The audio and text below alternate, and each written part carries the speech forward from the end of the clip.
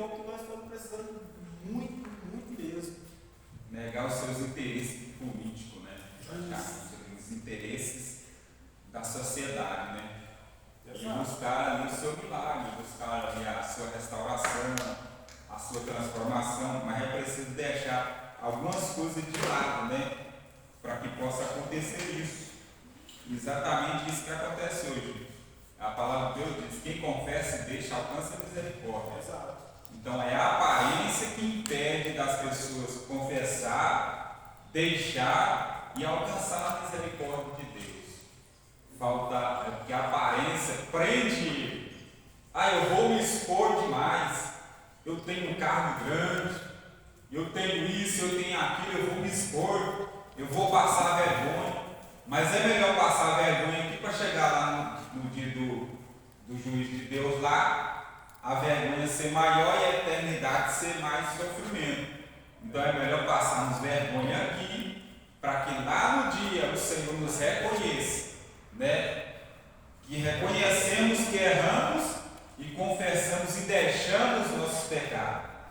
Mas se escondermos aqui e chegar lá, o Senhor vai dizer: apartai-vos de mim que eu não vos conheço. Aí fica pior. Aí desce direto lá para o abismo, né? Que aí não tem jeito mais. É melhor confessar aqui, né? Passar uma vergonha pouco que seja, Isso. do que passar lá no telão do céu, no diante do trono e descer por cima. É melhor passar a vergonha diante da sociedade do que passar a vergonha lá diante de Deus, né? De todo mundo, né? De todo mundo. Professor, aí igual, por exemplo, vem Jó. Quando Jó passa pelaquela aprovação todo dia no começo do livro, ele vira para a própria mulher dele e fala: nu, eu vim, nua voltarei. Então o que eu quero dizer com essa palavra? Espera aí, se eu estou nessa posição, foi Deus que me colocou. No dia que ele falar assim, ser, sou, acabou, ele tira, ele não vai para lá. Só que aí o que acontece? Nós como seres humanos, muitas vezes nós aprendemos, nós apegamos muito, abraçamos muito aquilo ali. E sempre que o próprio Jesus ensinou, né? Buscar primeiro o reino dos céus. Ou seja, nós devemos buscar primeiro o reino, que as demais coisas, tudo, ele vai acrescentar, na medida que ele vai cuidando, que ele vai tratando, cada um. Não, peraí, agora você já pode subir mais esse degrau. Não, peraí, fica quieto aí, daqui a pouco tempo você vai subir mais um. Então, assim, é ele mesmo. Quando nós compreendemos e entendemos essa parte, se Deus falar assim: você vai para tal lugar, amém. A pessoa vai, não vai assim, não tem mais aquele apego, né? Aí é onde eu vejo que por isso que tem muitas pessoas que Deus pega e vem e abençoa como? Uma gotinha hoje, uma gotinha daqui 15 dias, uma gotinha daqui mais 30. De pouco em pouco o Senhor vai abençoando. Isso. Porque se ele abençoar de uma vez, aí ele sai fora, né? Exato. É o que acontece, né? Se Deus colocar tudo de uma vez na mão do homem ou da mulher, ele abandona. Tchau, Deus. Deus já me abençoou, vamos embora. Foi lindo. Então é por isso que Deus ele sempre vai abençoando de pouco em pouco, em cada áreas da vida, né? Vou abençoar nessa área aqui, vou abençoar na outra área. Então ele não pode dar tudo de uma vez. Porque o coração do homem, o coração do ser humano, só a gente conhece, né? Irmão, e Deus é tão bom, você pode reparar. Não tem um ser humano que em todas as áreas dele é completo. A pessoa tem muito dinheiro, mas não tem filho. A pessoa é muito abençoada no relacionamento, mas não tem dinheiro. Eu acho que Deus deixa isso só para a pessoa buscar a face de Deus para conseguir aquilo. Não existe alguém 100%. Não existe. Sempre tem uma coisinha. O irmão tem dinheiro, tem família, mas é doente. Não existe um ser humano 100%, né? Sempre tem uma dificuldade, né? Tanto física quanto E essa material. dificuldade que faz a pessoa buscar Deus. É verdade. Porque se fosse tudo pleno 100%, será mesmo que nós teríamos esse desejo de buscar Deus? Se tivesse tudo completo, não precisava de Deus, né? O pensamento do ser humano é assim: eu tenho tudo, Para que eu não Deus? preciso de Deus. Para que eu preciso de Deus? Quem quer Deus na feira do pão? Deus já tem tudo, né? Mas hoje existe, né? Pessoas assim também. Eu conquistei tudo pelo meu esforço. Então eu não preciso de Deus. Eu tenho dinheiro, eu tenho riqueza, eu tenho família boa. Eu não preciso de Deus. Mas primeiro Deus deu a saúde para ele trabalhar e conquistar, né? Tudo aquilo que ele tem foi porque Deus deu a saúde para ele. Ele esforçou, mas Deus estava com ele, né? Então tem que entender isso, que na nossa vida a gente não chega lá por acaso, não. Mas se Deus estava lá, Deus estava ajudando. Apesar de não vermos a Deus ali, mas a presença dele está ali. A presença dele está ali. Mas primeiro temos que buscar o Senhor de todo o nosso coração aqui. Verdade. O profeta estava dizendo isso. E por isso, irmão, que é mais fácil você tentar evangelizar um pobre do que o rico. Isso. Porque o pobre não tem nada, não tem onde cair morto. Vem para Jesus para dar uma vida melhor. Eu vou, né? Não tem nada mesmo. E o rico? Não, para que Deus? Ele acha que é autossuficiente. É autossuficiente, não precisa de Deus. Não é todos, né? Não é todos, lógico. Raramente um outro, né? Mas tem aqueles de boas condições que servem a Deus. Que reconhece, né? Tudo que eu tenho é por causa de Deus. Foi Deus que deu, né? E reconhece que o Senhor pode abençoar cada vez mais. Quanto Ele pode abençoar, quanto também Ele pode tirar tudo. Deus me deu? Deus deu, Ele pode tirar tudo. Mas esses que vocês estão falando agora, rapaz, é da saúde, né? Pega na área da saúde dos cafés. A maioria dos ricos é doente. Ele mais trabalhou demais aí. Depressão. Depressivo. É muita preocupação demais. Dinheiro demais, preocupação demais. Aí não tem tempo de dormir, não dorme direito. Aí vai para onde? Depressão. Mas isso aí tudo é por conta para não perder o status. Porque, ou seja, como ele viu o tamanho da escada que ele teve que subir para chegar naquela posição, ou seja, para chegar é uma coisa, para manter, a história muda totalmente. Porque assim, é fácil assim, entre aspas, eu dizer, não, eu vou sair daqui e vou para a Europa. Bem, entro no carro, faço um empréstimo e vou. E para mim ficar lá, eu vou trabalhar? Eu vou ter alguém lá para me sustentar? Então assim, é onde a riqueza em bens materiais, ela acaba querendo ou não danificando o ser humano. Devido a esse ponto aí. Porque para chegar, Deus fala para a gente dar o quê? Dar o primeiro passo. Ele vai conosco. Então, ou seja, nós vamos fazer a caminhada. Mas nós temos que ser perseverantes, nós temos que perseverar, nós temos que ter constância. Então aquilo ali é o que o professor acabou de dizer. Que você tem que abrir mão de alguma coisa. Do descanso, do sono, do lazer, da recreação. Ou seja, aquele momento ali que vai relaxar a mente. Aí onde a mente vai ficar somente trabalho, status, não tem que manter. Não, meu carro, eu comprei um carro ontem. Não, mas não está bom não, vou comprar outro carro. Eu já saí do modelo novo agora, vou comprar. Então assim, para eu conseguir fazer esse tipo de transação, eu vai ter que levantar mais vários dinheiro, né? Aí vai só aumentando. Aí é aquela história, né? Na medida que ele vai subindo, ele vai descendo também, né? Que a dívida aumenta e do mesmo jeito ele não consegue pagar. Justo. Não consegue pagar, porque aumenta demais, achando que vai dar conta e depois não dá conta e desce de uma vez. É verdade. Vamos aqui que já explorar já tudo, né?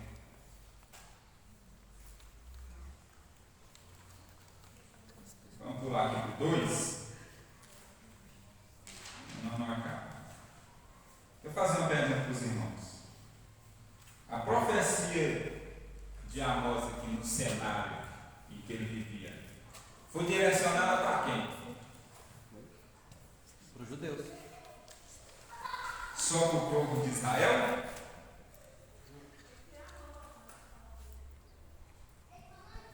Ou era para todos que estavam em volta? Israel é pouco está de volta. todos que estavam em volta, não só o povo de Deus, mas aqueles, vizinhança todinha, estava direcionado o juízo de Deus, a profecia de Deus, que passou para o profeta. Então estavam todos ali envolvidos, né? Que todos estavam corrompidos, né? Inclusive o povo de Deus também estava vivendo, né? Em meio ao pecado, em meio às corrupções, enfim, né? Então o profeta Amós foi direcionado não só para o povo de Deus, mas também para toda a vizinhança em volta, né? Que foi aqui na cidade de Gaza, né? De Tiro, de Edom, de Damasco, de Amon, de Moabe, Judá e Israel. Então o Senhor falou em todas essas regiões, mas o povo não queria. É por isso que ele continua dizendo: a conta vai vir, o juízo vai vir, independente de consertar ou não. É como eu estava dizendo, a conta ela vem para ser paga. A conta ela vem para ser paga. Vamos ver lá no último capítulo do livro. No último capítulo do livro, o Senhor, Ele vai restaurar Israel. Vai. Mas a sentença, mas o juízo de Deus, Ele vai vir pelas consequências, pelos erros do passado. Então vai vir. Mas o Senhor Ele vai abençoar aqui a cidade de Israel, a terra de Israel, o povo de Deus vai ser restaurado. Mas eles têm que pagar essa sentença pelo erro. Mas o Senhor vai abençoar eles lá na frente. Vamos para o tópico de número 2. A essência da mensagem. Primeiro, justiça de Deus. Entre o povo de Deus e a sensibilidade e o amor ao próximo, eram coisas tão distantes que pessoas honestas eram vendidas como escravos, caso não pudessem pagar sua dívida. O pecado estava tão enraizado e normatizado que os pais e os filhos se relacionavam sexualmente com a mesma mulher, profanando a santidade e o nome de Deus. Aí estava tudo envolvido, né?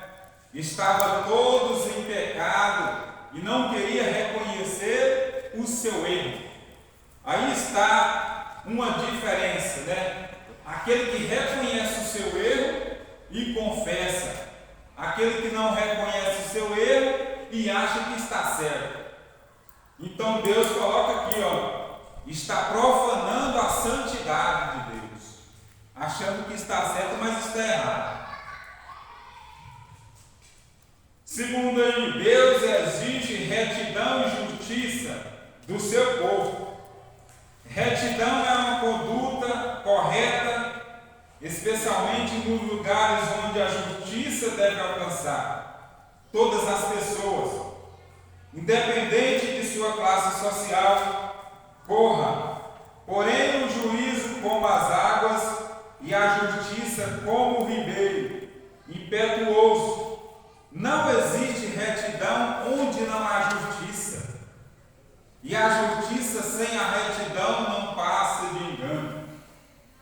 A falta de retidão era sentida nas 3 esferas da vida pública no tempo do profeta Amós.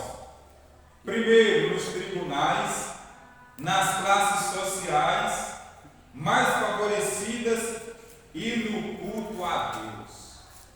Cabe ao povo de Deus ser exemplo de retidão e justiça, amar a Deus e ao próximo de forma prática e não apenas com discurso esvazio e vazio, especialmente ao menos favorecido, isto é, os menos amados da pátria.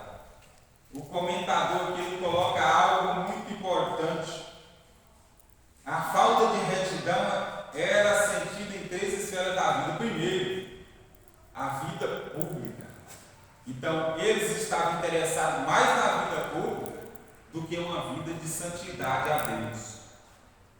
no templo dos profetas, porque nos tribunais, nas classes sociais mais favorecidas, eles cultuam a Deus. Então os cultos a Deus ficavam de lado, se interessavam mais na aparência, né? Na vida social, nos tribunais, eles estavam mais vivendo de aparência. E por isso que deixava mais a santidade de Deus de lado e vivendo mais de aparência, né? Mais de aparência. É por isso que estava profanando a obra de Deus, misturando a santidade com o profano, né? Então não existe isso, né? Você faz as três coisas, que é servir publicamente a sociedade como Deus também, mas não tirando Deus de lado, e sim servindo a Deus de todo o vosso coração. Tópico 3.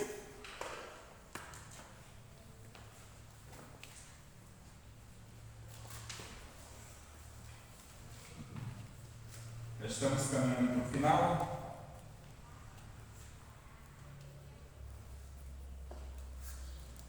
Aleluia. Diz assim: Amós para hoje. Vamos falar para hoje, nos dias atuais. O fato de Amós interceder pelo povo não tornou complacente com o pecado. Tampouco o fato de a injustiça permear todas as camadas da sociedade de sua época, especialmente os mais vulneráveis, o fez calar mediante os pecados que cometi contra Deus.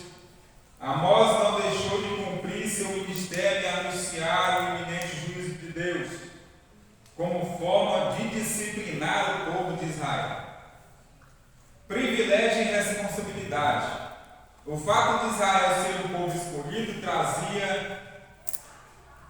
trazia-lhe a falsa segurança de que estava isento do julgamento de Deus. Aqui há algo muito sério e muito importante. O fato de o povo escolhido trazer-lhe a falsa segurança de que estava isento do julgamento, se o povo estava no erro, então tinha que pagar. Então, hoje, na atualidade, Deus ele vai cobrar mais do justo do que do injusto. Então, a conta vai ser maior daquele que servia a Deus e abandonou a presença de Deus e está no erro e está no pecado. A conta vai ser maior, o peso vai ser maior para aqueles que conhecem a palavra de Deus. Agora, para aqueles que não conhecem, não está nem aí, o juízo vai ser menos. Mas aqueles que viveram na palavra de Deus, andou na palavra de Deus, desviou dos seus caminhos, o peso vai ser maior, a conta vai ser maior e Deus vai cobrar. Um dia Deus vai cobrar. Irmão, tanto é que a Bíblia fala, né? Quem muito é dado, muito é cobrado. Muito é cobrado. O exemplo é Moisés, né? Só porque ele bateu na rocha, não entrou em Canaã. Desobedeceu a Só por vontade causa de Deus, a voz de Deus. de uma pancada dessa. Mas ele era o líder, né? Ele era o líder que Deus escolheu. Professor. Até na correção é exemplo, né? Isso, aham. A palavra de Deus já nos ensina, né, que é melhor nem ouvir, né? Você nem aprender a palavra, né? É. Porque se você sabe o que é certo, sabe o que é errado, você larga o certo e vai fazer o Vai errado, por errado, Tá lascado. é dobrado mesmo. o peso vai vir maior. E essa questão aí, ó, de Israel, achar só porque era um povo escolhido. Não. Hoje nós podemos empregar essa passagem para nós hoje. Infelizmente, muitas pessoas acreditam que, não, peraí, eu estou dentro da igreja, eu aceitei Jesus. Aí eu vou levar de qualquer jeito, faço um trem errado, eu minto ali, faço outra coisa errada de cá. Não vai acontecer nada. Exatamente. Infelizmente, tem. Aí ele traz para dentro de hoje. Não foi só lá com Israel, hoje também. Aí muitas pessoas falam assim, não, mas eu pedi perdão para Deus e acabou. Aí esquece um pequeno detalhe, quando você pega uma pedra e arremessa ela para cima, ela volta, que é o caso da conta. Ou seja, se eu fiz o errado lá na minha infância, na minha juventude, depois eu tenho um plantio longo ainda pela frente. Eu tenho um plantio não, eu tenho uma colheita longa pela frente ainda. Então, assim, tem muitas pessoas que acreditam da seguinte forma: não, o que eu fiz no passado vai ficar no passado, hoje em diante eu vou para Cristo e pronto, minha vida está transformada. Amém. Confessa, a vida é transformada, porém, a palavra de Deus não deixa se enganar que a colheita, aquilo que eu vou plantar, ele vai se levar. Então não é porque plantou lá fora que eu vim para dentro da igreja que eu não vou receber, não vou colher. Vai. A conta ela vai vir, mas ela vai vir dobrada para aqueles que aceitaram a Cristo, reconhecem que está errando, mas não muda, vai vir dobrada. Reconhece que está no erro, mas não há uma mudança, não há uma transformação, não há um reconcílio, então ela vai vir dobrada, vai vir cobrando. E não adianta fugirmos, não adianta corrermos, que aí é a vontade de Deus, é a palavra de Deus, né? Porque senão estamos mudando totalmente a palavra de Deus. Versículo 11, capítulo 8, diz assim: Eis que vem dias, diz o Senhor Jeová, em que enviarei fome sobre a terra, não fome de pão, nem sede de água, mas de ouvir as palavras do Senhor. Irão errantes de um mar até o outro, e o mar até o norte, até o oriente, correrão por toda parte, buscarão a palavra do Senhor, mas não acharão. Naquele dia, as virgens formosas e os jovens desmaiarão de sede. Os que juram pela culpa de Samaria, dizendo: vive o teu Deus, ó Dan, e vive o caminho de Berseba. Esses mesmo cairão e não se levantarão jamais. Então vai chegar o dia, né? Em que muitos terão sede e fome da palavra de Deus. Aí já não vai mais encontrar, já não vai mais achar essa palavra, já não vai mais ter a vontade, né, saciada, né, de beber essa água e comer desse pão, já vai se passar. Então aproveitamos agora para comer desse pão e beber a água, né? Então, para que possamos chegar nesse dia aqui, estarmos saciados, né? E que o juízo de Deus, ele vai se cumprir, não só na vida da igreja, mas também na vida daqueles que estão lá fora. Aleluia. Infelizmente, falando isso, a conta ela vai vir para todos, independente de ser cristão ou não, justo ou injusto, mas aquele que pratica a justiça continue a praticar a justiça, né? E a justiça de Deus. É igual para o Apocalipse, né? Aquele que está sujo se suje mais, e que está limpo se purifique mais, limpe mais. Privilégio e responsabilidade, onde paramos aqui. O amor de Deus também manifesta em julgamento e disciplina sobre aqueles que insistem em viver à margem de seus preceitos, principalmente dos que já experimentaram uma vida de devoção e comunhão com Ele. É o que eu estava acabando de dizer, né? Então, experimentaram uma vida de comunhão com Deus. Então, o amor de Deus se manifesta também no julgamento. Para aqueles que estavam em comunhão com Deus, mas saíram da comunhão com o Senhor, o juízo e o julgamento vão vir também para esses. Quanto mais perto de Deus se encontra, mais próximo do juízo e mais certo o julgamento por causa do privilégio de ser salvo. Mais será exigido daqueles que mais receberam. Quanto maior a luz, maior o risco de queimar, né? Maior o risco da luz. Então, para aqueles que experimentaram, a cobrança é maior, né? Para aqueles que estão na presença de Deus, a cobrança é maior em buscar a sua presença. Então é bom que não saímos da presença de Deus e cada dia possamos renovar e reconhecer que o Senhor é o nosso Senhor e Salvador das nossas vidas. Aleluia. Tópico 3. Uma mensagem de esperança.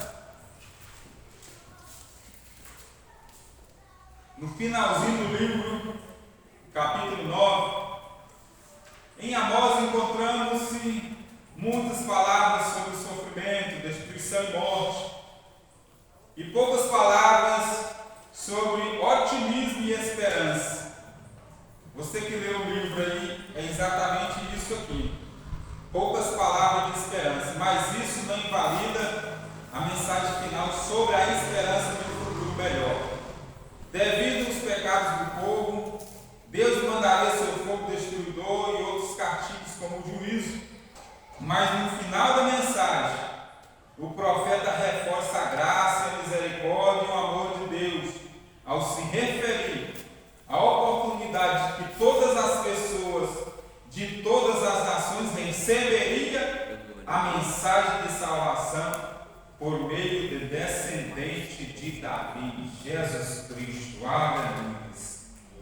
Aqui, encerrando aqui o capítulo de número 9 e o livro de Amós, ainda há uma esperança. Há uma esperança de restauração, há uma esperança do controle de Deus, né, na vida do povo que estava em pecado. Reconhecer que Deus é Senhor e que devemos viver em tempo de buscar o Senhor de todo o nosso coração, buscar a Deus com santidade, mas de coração aberto. Aleluia. Com a presença dele. Aleluia. Então isso aqui é o que devemos viver na atualidade hoje. É tempo de buscar o Senhor. E cada dia que passamos, a volta de Jesus é iminente. Ele vai voltar. Então é uma profecia que vai se cumprir. É uma profecia que algum dia veremos ela se cumprir nas nossas vidas ou na vida da nossa descendência. Se até lá o Senhor não nos levar, a nossa descendência vai estar aqui. Até Jesus pisar nessa terra e levar a sua igreja. Então, vivemos em tempo de buscar ao Senhor de todo o nosso coração. Amém? Amém. Conclusão aqui, a missão de cada crente é proclamar a mensagem de Deus no lugar que Ele mesmo designar. Todos devem pregar a mensagem de arrependimento e salvação, atendendo ao chamado do Senhor. Amós inspira cada crente com sua ousadia, comprometimento e fé naquele que o enviou. Mas temos que ter a certeza, porque profeta não é profeta só de nome, só de aparência, mas sim fazer a vontade de Deus, emprestar o seu ouvido para Deus falar e proclamar a mensagem de arrependimento e de salvação à humanidade e à sociedade. Amém? Amém. Precisamos viver e buscar o Senhor de todo o nosso coração. Alguns irmãos têm alguma pergunta? Se não, vamos embora com dúvida. É tempo de buscar o Senhor de todo o nosso coração. Deus abençoe a oportunidade.